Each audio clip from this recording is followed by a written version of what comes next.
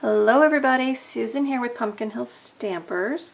So I have a Stampin' Show and Tell for you today. We're still in Mystery Case 27, background stamping. And as I said yesterday, I am casing projects that were shared with me by Stampin' Up to share with you. So I'm sharing them with you. This is the card Stampin' Up did, Festive Post. Now it's only in black and white here because I had to print it out. But if you visit my blog at pumpkinhillstampers.com, the link is below in the video description. You can see it in full color. So this is their idea. So we've got a basic card, they've got a layer on top that they've done the background stamping, and then they've created a focal point here in the center with the trees. So they used Festive Post. Today I'm going to make a card with you using Merry Moose. So I'm using crumb cake, so I have my basic crumb cake card base, right? Standard size for us here in the States. 8.5 by 5.5, scored and folded in half. And then I have a piece of matching crumb cake on top, and I've cut this one down to 4 by 5 1/4. So that gives you a 1/4 inch gap, right? But it gives you an 1/8 inch all around. This is one we're going to start with stamping on. So I'm going to stamp color on color. Okay, so you can achieve this two ways. You can use the same color ink with the same color cardstock, or you could use your Versamark, which is going to give you a watermark image. So either way. So if you don't have the color you're using for cardstock, just use your Versamark because that's clear ink and it's going to give you a similar effect. Okay? So I'm going to take the large moose stamp and I'm going to stamp him as the background on my card. Now I'm not really worried about lining him up in any particular manner. I'm just kind of creating a fun repeated pattern background. Okay, now you do see I'm kind of offsetting a little bit, right? I'm not lining him up or trying to line him up specifically. I'm just kind of offsetting him. Okay, so there's my moose. So there's my color on color background stamp. Then I want to create a focal point. So I've got a piece of real red. I'm going to use that just as a simple banner, just like they did in their card. All right, you can already see it coming almost together from where we started. Then I'm going to use from the same stamp set, I'm going to use Shaded Spruce ink, and I'm going to use the smaller evergreen tree. Okay, so I'm going to start by stamping in the center, and I want to leave a little bit down here for my sentiment. Actually, you know what? We're going to stamp the sentiment first. That way I know how high to go. So I'm using the Have a Cozy Christmas stamp, and I'm doing this one in red. So I'm just going to put that in the bottom corner. Great, now I don't have to worry about where my trees are going to be because I can see through my stamp and I can make sure it's going to be above my words. So I'm going to start in the middle, okay, and then I'm going to stamp off to the side. No, I'm not. I'm going to stamp one next to it, to the right, and one next to it, to the left, and I could leave it just like that. Okay, I could just leave it 3 trees lined up and we're good to go. I'm going to do something extra.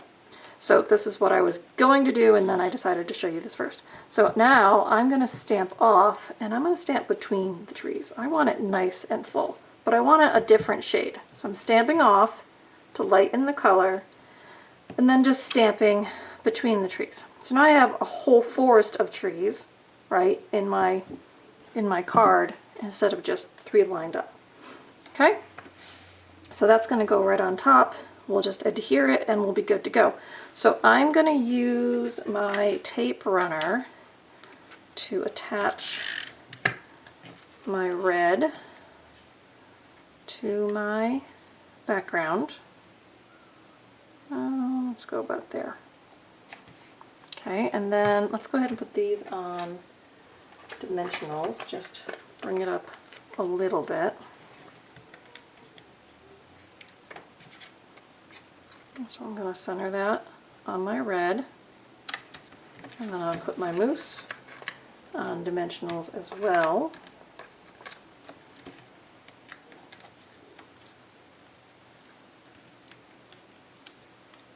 And then that's just going to get centered on my card. So that went together pretty quickly, guys, right? It isn't super specific stamping, right? I did kind of some fun multi-stamping there in the middle for the tag, but you could just do 3 trees. You could do 1 tree. You could do a different image, right? You don't have to specifically copy. It's just, this is a really quick layout for you guys to make some quick cards. I have a couple other to share with you. I made this one using the Joy to the World Paper Pumpkin kit. I know a lot of you get the paper pumpkin kits. So I used that flower. I did a repeated background stamp. This one I actually stamped on vellum. Okay, I stamped that on vellum. And then I just used a scrap of cherry cobbler and my circle punch, and I stamped Sending Joy.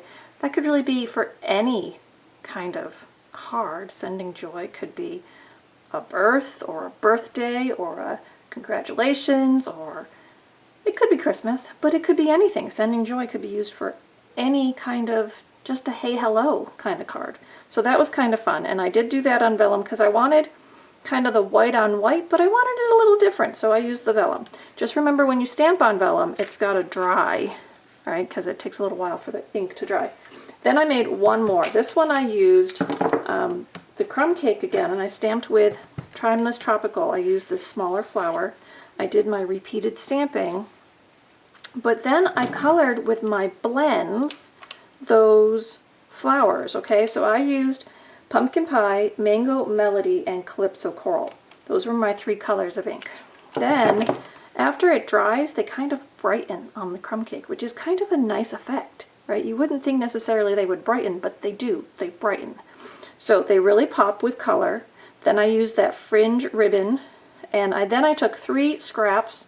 They're about, oh, I don't know, 1/4 of an inch maybe, 1/2 an inch. And first I glued my 3 scraps onto a piece of scrap white. I stamped my sentiment on top. Then I punched it out with a circle punch, but I didn't have a circle obviously. And then I just trimmed my edge to kind of make that whimsical little birthday tag there. So 3 cards with this project idea. So you guys, right? Another quick and easy card for you guys to case this week in our mystery challenge if you want to go ahead and play with us. So remember, you can email me at susan@pumpkinhillstampers.com whether you want to shoot me a picture of the project you've done, and I'll share it on the end of the week summary. If you have a question, if you need to place an order, if you have a product question, I'm happy to help you with all of those.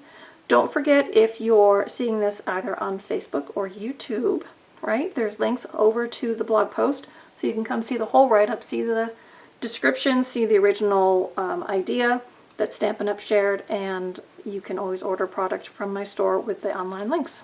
Okay? So I appreciate you guys hanging with me, checking out my videos, and commenting. Comments are always nice to get. And thank you for supporting me with your online orders. That significantly helps in many, many ways. So until tomorrow, when we have another fun show and tell, have a great day, and I'll see you soon. Bye-bye.